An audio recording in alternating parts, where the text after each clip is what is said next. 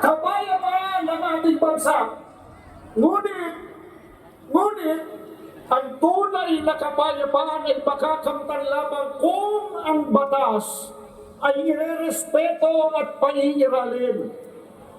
Hindi po tayo laban sa anumang proseso ng paglilitis, anuman ito.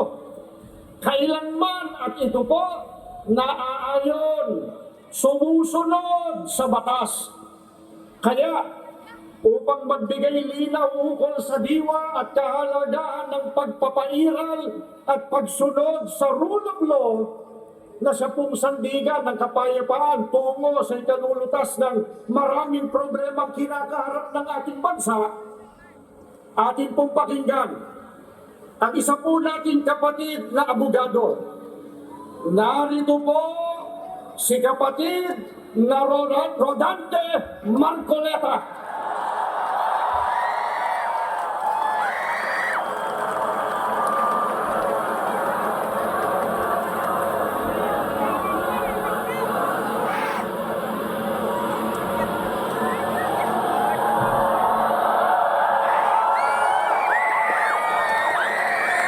Okay pa po ba kayong lahat?